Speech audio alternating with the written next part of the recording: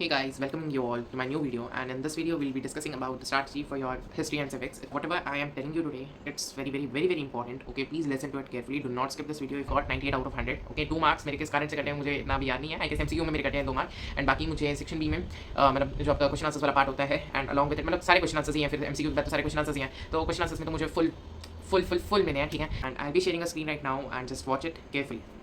So guys, let's discuss about the most important chapters which you need to do for your history exam. Okay, so यहाँ पर मेरे पास contents हैं history के chapters का index है.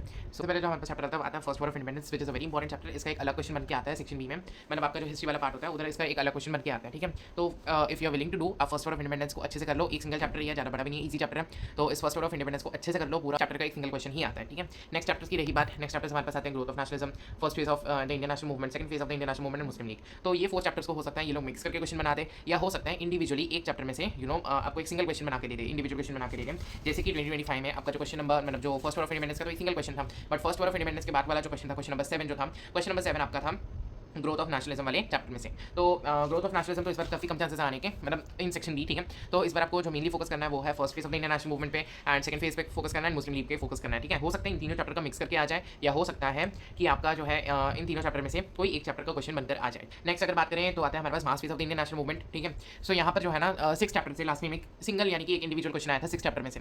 तो 6 चैप्टर में से इस बार कम चांसेस आने के, बट आपका जो है 6 चैप्टर से अगर इनके इस पर क्वेश्चन आता है तो 6 चैप्टर का एक सिंगल क्वेश्चन देते हैं. ओके, 6 चैप्टर से कभी भी मतलब 6 और 7 ऐसे मिक्स नहीं होता. मिक्स कब होता है कि जैसे quit India movement, forward bloc ना आए, इन दोनों चैप्टर्स को मिक्स करके एक क्वेश्चन दे देंगे एंड मोस्टली इस बार चांसेस है कि इन दोनों चैप्टर्स को मिक्स करके क्वेश्चन दिया जाएगा एंड इंडिपेंडेंस एंड पार्टीशन वाले को मिक्स करके क्वेश्चन दे देंगे. ठीक है, तो इंडिपेंडेंस एंड पार्टीशन वाले चैप्टर भी एक बार अच्छे से कर लो. ठीक है, देन नेक्स्ट आता है हमारे पास कंटेम्प्रेरी वर्ल्ड. कंटेम्प्रेरी वर्ल्ड में अगर मैं बात करूँ तो यहाँ पर हमारे पास आता है फर्स्ट वर्ल्ड वॉर. ठीक है, very important for this year. ठीक है, राइज ऑफ डिक्टेटरशिप, अरे यार okay, rise of dictatorships again very important for this year. Then second world war you can say कि इस बार इतना इंपॉर्टेंट नहीं है, मतलब कंसिडरिंग द सेक्शन बी इस बार इतना इंपॉर्टेंट नहीं है बिकॉज लास्ट टाइम से एक सिंगल क्वेश्चन आया है सेकंड वर्ल्ड वॉर से. तो इस बार या तो वो लोग मिक्स करके दे देंगे तीनों चैप्टर से क्वेश्चन, या तो मेनली जो है जो मुझे आसार लग रहे हैं, जो मैं सोच सकता हूँ, मतलब जो मुझे लग रहा है हाई चांसेस जिसके हैं वो है कि फर्स्ट वर्ल्ड वॉर और राइज ऑफ डिक्टेटरशिप्स में से आपको क्वेश्चन आएगा सेक्शन बी में. ठीक है, हो सकता है राइज ऑफ डिक्टेटरशिप्स में से ना दे question, but first world war में से डेफिनेटली आपको क्वेश्चन मिल जाएगा. ठीक है, तो अपनी इसके लिए सेफर साइड करें, आपने तीनों चैप्टर कर लेने हैं, बट मेन जो चांसेस है वो आते हैं फर्स्ट वर्ल्ड वॉर के इस बार और राइज ऑफ डिक्टेटरशिप्स में जो चैप्टर है इन दोनों के हाई चांसेस हैं इस बार आने के.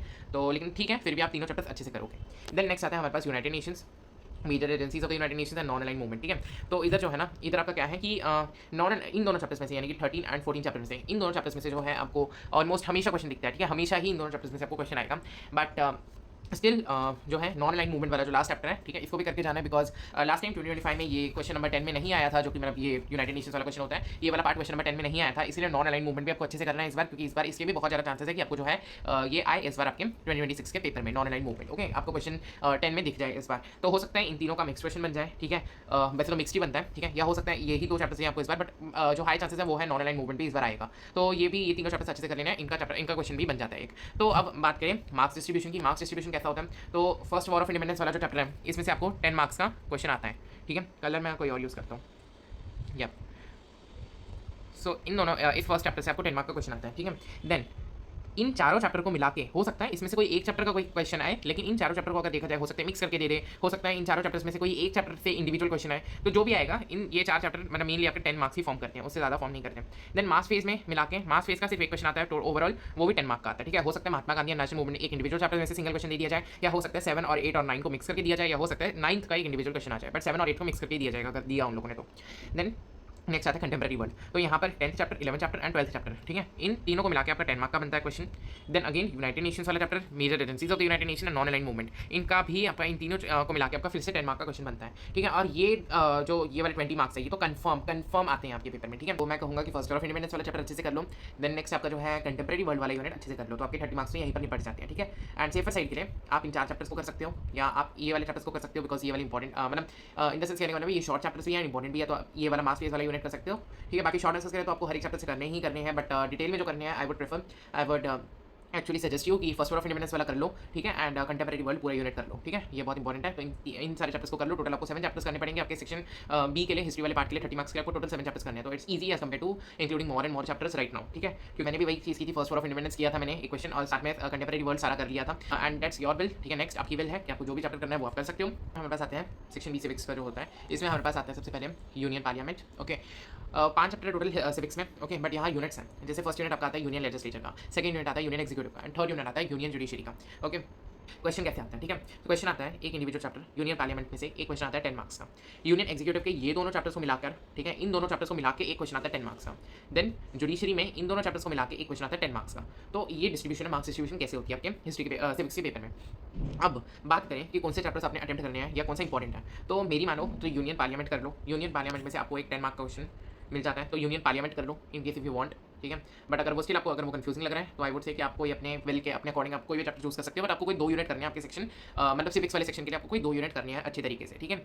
सो मेरी मानो तो यूनियन पार्लियामेंट कर लो, अलॉन्ग विद इट जुडिशरी कर लो, या अगर आपकी विल है, अगर आपको जुडिशरी थोड़ी सी कंफ्यूजिंग लगती है, आपको थोड़ी लैंग्वेज डिफिकल्ट है, तो आप जो है यूनियन एग्जीक्यूटिव कर लो, ठीक है। यूनियन एग्जीक्यूटिव मैंने इसके लिए अवॉइड किया था बिकॉज यूनियन एग्जीक्यूटिव में भी बहुत सारे फंक्शंस हैं, बहुत सारे पावर्स हैं, प्रेसिडेंट वाइस प्रेसिडेंट की वगैरह की है ना, एक्सेट्रा मिनिस्टर्स की बहुत सारी पावर्स फंक्शंस हैं, तो और यूनियन लेजिस्लेशन में भी पावर फंक्शन वगैरह है, तो वो मेरे लिए थोड़ा कंफ्यूजिंग हो जाता है, इसलिए मैंने यूनियन एग्जीक्यूटिव को अवॉइड किया। I would also suggest you कि अवॉइड करना है यूनियन एग्जीक्यूटिव को। जुडिशरी क्या है, थोड़ा सा है उसमें भी फंक्शंस वगैरह है सब कुछ, लेकिन थोड़ा सा डिफरेंट पड़ जाता है एज कम्पेयर टू द वो वाले फंक्शंस, वो वाले पावर्स। बट इन तीनों चैप्टर्स के ऑलमोस्ट फंक्शन पावर ऐसे हैं जो थोड़े कंफ्यूजिंग लगते हैं जनरली अगर आप इकट्ठे पढ़ो, एक टाइम पे पढ़ो। तो इसके लिए आई वुड से कि जुडिशरी कर लो एक बार अच्छे से, क्योंकि जुडिशरी से भी 10 मार्क्स का आ जाता है क्वेश्चन, एंड ये वाले यूनिट से भी 10 मार्क का क्वेश्चन आता है। तो 3 चॉइसेस मिलती है 30 मार्क्स की, तो इनमें से आपको 2 क्वेश्चन अटेम्प्ट करने हैं, तो according to your will, according to your wish, ठीक है, as per your wish you can attempt any 2 units, ठीक है। कोई 2 यूनिट अच्छे से कर लो, बेशक यूनियन लेजिस्लेचर यूनियन एग्जीक्यूटिव कर लो, या फिर यूनियन लेजिस्लेचर और जुडिशरी कर लो, बट यूनियन लेजिस्लेचर जरूर कर लो, क्योंकि इस यूनिट में सिर्फ एक चैप्टर है, ठीक है। सिविक्स में लैंग्वेज बहुत इंपॉर्टेंट पार्ट है आपकी ओवरऑल पेपर का, ठीक है। सिविक्स में बहुत सारा इंपॉर्टेंट है लैंग्वेज। फॉर एग्जाम्पल हमारी मैम ने ना एक बार हमें एग्जाम्पल दिया था, एग्जाम्पल आप वकील लिख रहे हो, ठीक है, तो वकील में यू शुडंट राइट लॉयर, ठीक है, आपको लॉयर नहीं लिखना है, आपको एडवोकेट लिखना है एज पर द लैंग्वेज ऑफ सिविक्स। तो इसके लिए यहाँ सिविक्स में आपकी लैंग्वेज बहुत मायने रखती है, बहुत इंपॉर्टेंट है। तो सिविक्स में हर जगह, हर एक फंक्शन, हर एक पावर में लैंग्वेज का बहुत ज़्यादा ध्यान रखना बहुत इंपॉर्टेंट है, ध्यान रखना। And I attempted union legislature and judiciary. Judiciary में थोड़ी सी लैंग्वेज बिट हार्ड है, but it was easy for me, तो मैंने फिर जुडिशरी किया था एंड यूनियन लेजिस्लेचर किया था, एंड यूनियन एग्जीक्यूटिव को मैंने टोटली अवॉइड किया था। टोटली इन द सेंस मैंने शॉर्ट आंसर्स के लिए मैंने आई गेस 1 शॉट देखा था, बट यूनियन लेजिस्लेचर और जुडिशरी मैंने कर लिया था। So let's discuss about the paper attempting strategy आपकी हिस्ट्री सिविक्स सीजी पेपर 1 की। ये मेरे पास 2025 का पेपर है, ठीक है। सो यहाँ पर फर्स्ट ऑफ ऑल आते हैं हमारे पास MCQs, ठीक है, 16 MCQs, एंड इन दिस 16 हमारे पास 14 मार्क्स का होता है क्वेश्चन नंबर 2। सो ये ओवरऑल जो पार्ट 1 है ये 30 मार्क्स का होता है, ठीक है। तो यहाँ क्वेश्चन नंबर 2 आते हैं। क्वेश्चन नंबर 2 में आपके पास शॉर्ट आंसर्स आते हैं। क्वेश्चन 2 में मुझे आपको एक और चीज़ बतानी थी कि यहाँ 7 क्वेश्चन आते हैं, 7 में से 2 क्वेश्चन मतलब 2 क्वेश्चन आपके सिविक्स के होते हैं, एंड बाकी रेस्ट ऑफ द 5 क्वेश्चन आपके हिस्ट्री वाले पार्ट में से होते हैं, ठीक है। 7 में से 2 क्वेश्चन सिविक्स से होते हैं एंड बाकी 5 क्वेश्चन हिस्ट्री वाले पार्ट में से। नेक्स्ट बात करेंगे पार्ट 2 की। पार्ट 2 में आता है सबसे पहले हमारे पास सेक्शन ए जो कि होता है 20 मार्क्स का, जिसमें आपको दिए होते हैं 3 क्वेश्चन, जिसमें से आपको अटेम्प्ट करने होते हैं 2 क्वेश्चन। तो जैसे कि मैं ऑलरेडी आपको बोल चुका हूँ कि एक क्वेश्चन आता है यूनियन पार्लियामेंट में से, ठीक है, एक क्वेश्चन आता है आपके वाइस प्रेसिडेंट मतलब यूनियन एग्जीक्यूटिव में से, ठीक है, और एक क्वेश्चन आता है हमारे पास जुडिशरी में से। तो पावर्स वगैरह फंक्शंस वगैरह अच्छे से कर लेना, एंड ये एक्सप्लेन द टर्म्स यूनियन जो लेजिस्लेचर है इसमें एक्सप्लेन द टर्म्स भी आ जाता है, तो ये टर्म्स भी अच्छे से करना जरा, ओके। देन आते हैं हमारे पास सेक्शन बी। सेक्शन बी में आपको टोटल 5 क्वेश्चन दिए होते हैं फॉर योर चॉइस, ठीक है, एंड इन सेक्शन बी में आपको जो है टोटल 3 क्वेश्चन अटेम्प्ट करने होते हैं। तो यहाँ पर हमारे पास सबसे पहला क्वेश्चन आता है फर्स्ट वॉर ऑफ इंडिपेंडेंस वाला। आप सेकंड चैप्टर जो देखो, यहाँ एक सेकंड क्वेश्चन आया है हमारे पास ग्रोथ ऑफ नेशनलिज्म वाले चैप्टर में से। ये मैंने आपको बोला वेरी भी कर सकता है, हो सकता है आपको यहाँ पर एक क्वेश्चन मिल जाए फर्स्ट फेज सेकंड फेज, या जो नेक्स्ट चैप्टर आपका मुस्लिम लीग है तो यहाँ हो सकता है फर्स्ट फेज सेकंड फेज उससे क्वेश्चन आए, मिक्स क्वेश्चन आ सकता है, ठीक है। बट ये जो है रिमेनिंग क्वेश्चन नंबर 7 जो आता है ना, वो आपका सेकंड से लेकर 5th वाले चैप्टर मतलब ये जो second third 4th and 5th chapter है, इन 4 चैप्टर्स में से किसी एक चैप्टर में से आता है, या तो हो सकता है वो लोग मिक्स करके दे देते हैं, ठीक है। सो देन नेक्स्ट आता है हमारे पास क्वेश्चन नंबर 8। अब क्वेश्चन नंबर 8 आता है हमारा मास फेज में से, ठीक है। मास फेज में मतलब Mahatma Gandhi and the national movement, ठीक है, independence and the partition of India, quit India movement and forward bloc ना आए इन वाले चैप्टर्स में से आता है, नेम से आ जाए इस बार आपको क्वेश्चन। नेक्स्ट आता है हमारे पास question number 9। Question number 9 and question number 10 जो होते हैं ना हमारे पास ये कंटेम्प्रेरी वर्ड से होते हैं, ओवरऑल कंटेम्प्रेरी वर्ड से होते हैं, ओके। सो क्वेश्चन नंबर 9 में आपका जो आता है वो हो सकता है आपका क्वेश्चन वो 3 चैप्टर का कंप्राइज होता है, ठीक है, the first world war, the second world war and rise of dictatorships. तो हो सकता है आपको कोई एक चैप्टर में से दे दें, इन तीनों में से कोई एक चैप्टर में से आपको यहाँ पर एक क्वेश्चन मिल जाए, या हो सकता है आपको मिक्स्ड फॉर्मेट में एक क्वेश्चन मिल जाए, ओके। पर हाई चांसेस है कि आपको फर्स्ट वर्ल्ड वॉर के ऊपर और राइज ऑफ डिक्टेटरशिप्स को दोनों को मिक्स करके दिया जाए, या हो सकता है आपको फर्स्ट वर्ल्ड वॉर के ऊपर है, तो इसके लिए आपको फर्स्ट वर्ल्ड वॉर डेफिनेटली बहुत इंपॉर्टेंटली करना है, एंड सेकंड वर्ल्ड वॉर भी करना है, क्योंकि शॉर्ट आंसर्स में आ सकते हैं। क्वेश्चन नंबर 10 जो कि आता है हमारा यूनाइटेड नेशंस वाले 3 चैप्टर में से, ठीक है। एक तो टाइम मैनेजमेंट की बात की जाए तो MCQs आपको 10 मिनट्स में खत्म करने हैं अपने, ओवरऑल MCQs आपको 10 मिनट्स से ज़्यादा टाइम नहीं देना है, ठीक है। शॉर्ट आंसर्स में आपको जो है मैक्स टू मैक्स 15 मिनट्स देने हैं, उससे ज़्यादा नहीं देने हैं, ठीक है। ओनली एंड ओनली 15 मिनट्स देने हैं, उससे ज़्यादा नहीं, ओके। तो यहाँ पर हमारे 25 मिनट्स कवर हो जाते हैं।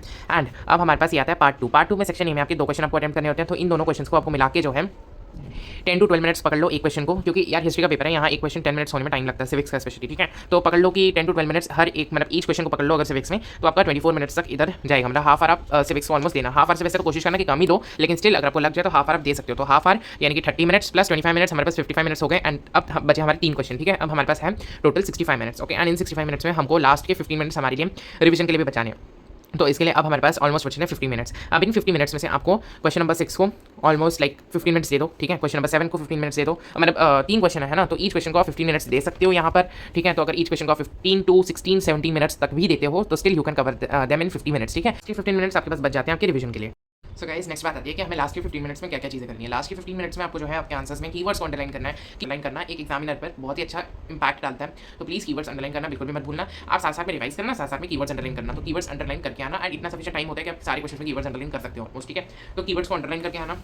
नेक्स्ट थिंग जो है जो भी आंसर्स लिखोगे पॉइंट वाइज लिखना, उसको एक लॉन्ग फॉर्मेट में मत लिखना, फर्क है सारे के सारे ओवरऑल मतलब जहाँ पर भी आपको पूछा गया है ऐसा कुछ, वैसे तो कॉजेस वगैरह ये सब चीज़ें पूछते हैं। हिस्ट्री में मोस्टली पॉइंट वाइज क्वेश्चन ही आते हैं, पॉइंट वाइज आंसर्स जिनके होते हैं, ठीक है। तो हर एक आंसर ना आपको पॉइंट वाइज लिखना है, उसको आपको एक लॉन्ग फॉर्मेट में नहीं लिखना है, एज पैराग्राफ में नहीं लिखना है, बट पॉइंट वाइज आपको हर एक आंसर लिखने हैं, ओके। तो आपका पेपर एक स्ट्रॉन्ग फॉर्मेट ही लगता है, ठीक है। And all the best to all of you.